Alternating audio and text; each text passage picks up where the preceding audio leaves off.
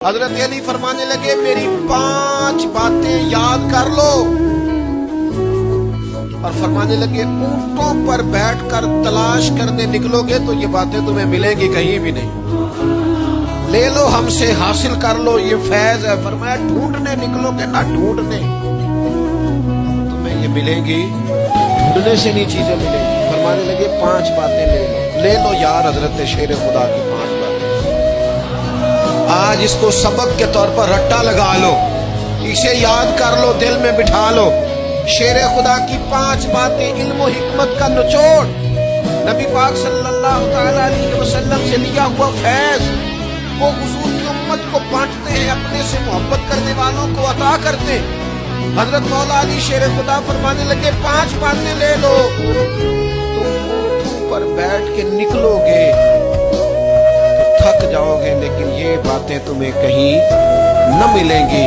حضرت علی باتیں بیان کرتے ہیں، فرماتے ہیں پہلی بات یہ یاد رکھنا، بندے کو امید صرف اپنے رب سے رکھنی چاہیے۔ جیت جاؤ گے دوستو دنیا میں اگر یہ بات آ گئی، بچ جاؤ گے، دل ٹھنڈا رہے گا، بے قراریاں، بے چینیاں، پریشانیاں جان چھوڑ جائیں گی۔ امید صرف اپنے رب سے رکھو۔ حضرت مولا علی شیر خدا رضی اللہ تعالیٰ عنہ دوسری بات بیان کرتے ہیں، فرماتے ہیں اپنے گناہوں سے ڈرا کرو۔ تم غریب ہونے سے ڈرتے ہو، تم تنگ دستی سے ڈرتے ہو، تم لوگوں کی دشمنی سے ڈرتے ہو، اپنے گناہوں سے ڈرو، کہیں ایسا نہ ہو کہ تمہاری نافرمانیاں رب کی ناراضگی کا سبب بن جائے۔ اپنے گناہوں سے ڈرو۔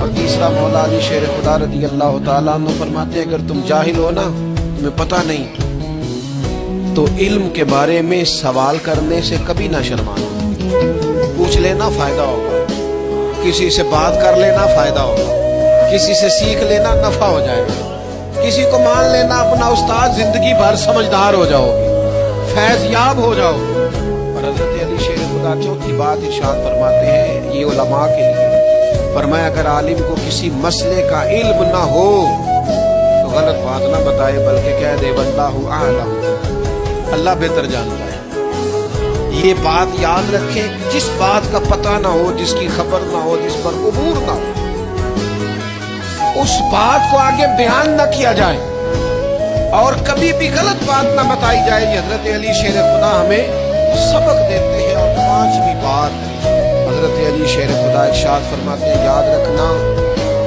ایمان میں صبر کی وہی حیثیت ہے جو جسم میں سر کی حیثیت ہے۔